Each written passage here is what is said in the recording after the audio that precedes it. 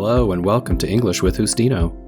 These are stories and discussions designed for you to learn English vocabulary, expressions, culture, and maybe even some grammar along the way. These are designed for those already speaking English at an intermediate or advanced level. The idea here is to listen, read, and learn from a native English speaker in a natural way, the way you first learned your native language, by hearing it. Okay, forward we go.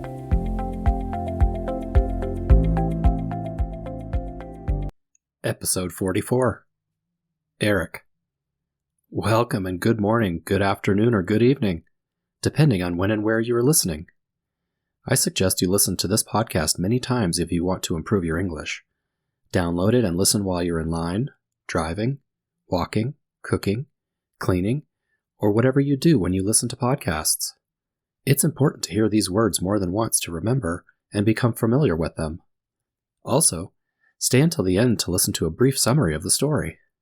And, as always, please visit www.oyejustino.com to find a transcription for this podcast. Listening to and following along with the transcripts is a good way to improve your language skills. Please send me an email to let me know what you think. I would love to hear from you. And now, to the story.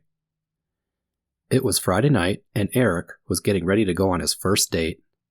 He was 16 years old, just got his driver's license, and had worked up the courage to ask his longtime best friend and secret crush out to dinner and a movie. Her name was Krista, and she was awesome. It was a very poorly kept secret in his friend group, and everyone, including Krista, knew that he liked her a lot. His parents had rules about dating. He had to be 16, he had to have his license, and he had to be able to pay for everything. Eric thought these rules were pretty reasonable, and his parents trusted and respected him. To comply with these rules, he had been working extra hours at his after-school job for 2 weeks to save up enough to be able to take her to dinner and buy her a movie ticket. It was going to be an actual date, and Eric wanted everything to be perfect. The only thing about tonight was Eric's car. As a birthday present, Eric's parents had bought him a perfectly good car to get to and from school and work. There was nothing wrong with his car. However, it was old and a little beat up inside and out. Eric loved his car, but he wanted this date to be perfect. Which led Eric to where he was now, standing in his garage, looking between his little beater and his dad's brand new shiny jet black convertible. His parents were at a company dinner and had taken his mom's car because it got better gas mileage and the dinner was in the city. They had left his dad's car here. Eric was very seriously considering borrowing it. What was the harm? He'd be home by 11, before his parents were even home. He was a good driver. He had passed all his driving tests and exams with no problems. He was careful, safe, and slow. Nothing would happen to the car, and Krista would be really impressed. The problem was that he didn't have permission to borrow his dad's car. He could call and ask his parents for permission, but he was sure they'd say no. So what was a little lie? His parents would never find out. And even if they did, it's easier to ask forgiveness than get permission. With his mind made up, Eric left his keys on the hook by the door and grabbed the keys to the convertible. As soon as he got behind the wheel, he was thrilled.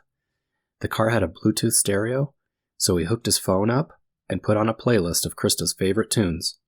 When he picked Krista up, he parked in her driveway and went to her front door to get her just like his dad had told him to do.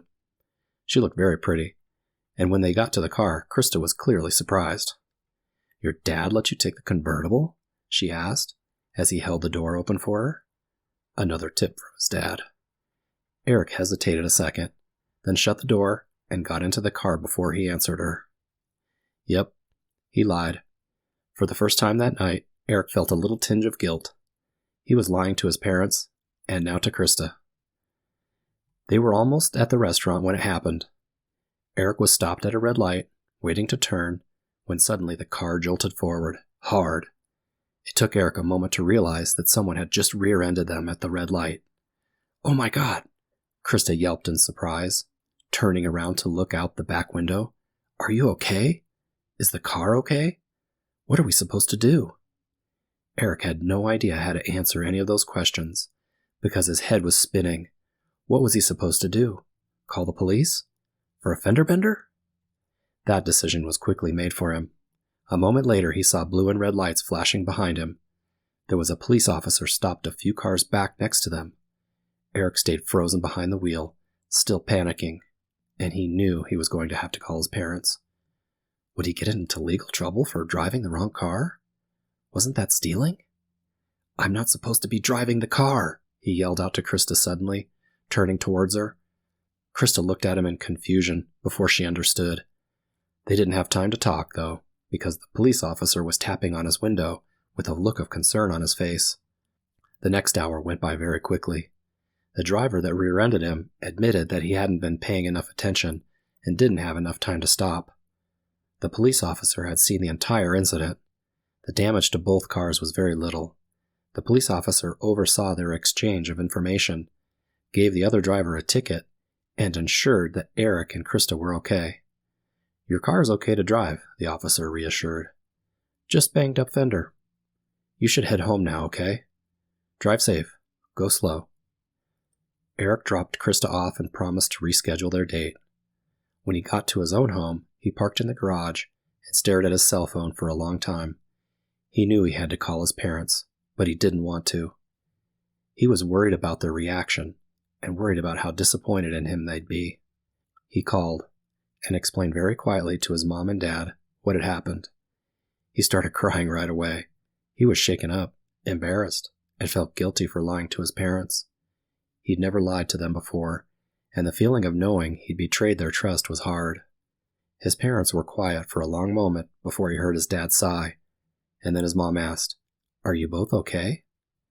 "Yeah," Eric answered quietly, wiping his nose. He pulled his phone away from his ear and sent a picture of the car to his mom.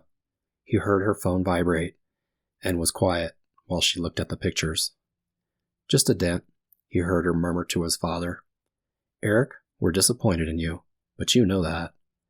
"I know," he answered, throat feeling tight and eyes watering up again. "I'm really sorry. I'm really, really sorry. Can you come home?"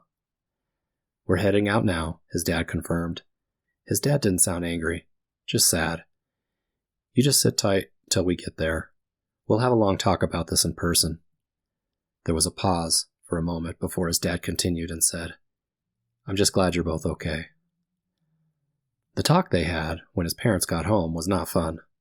His parents expressed to him many times that they were very disappointed that he had lied. Eric was grounded for the next month. A fair punishment, he thought. His dad made Eric call the insurance company and start the claim. It was decided that if their insurance went up, Eric would pay the difference as best he could.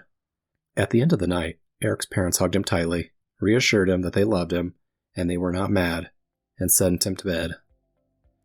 As he laid in bed, Eric realized something very important. It had been easier to take the car without permission, but asking for forgiveness had not been easy. The story summary. Eric was just 16 years old and was going on his first date with Krista. He wanted it to be special, so rather than taking his old car, he borrowed his dad's black convertible without asking permission. While they were out, Eric and Krista were rear-ended or crashed into by another car. They were okay, but the car was damaged, and Eric had to explain to his parents why he was driving the car.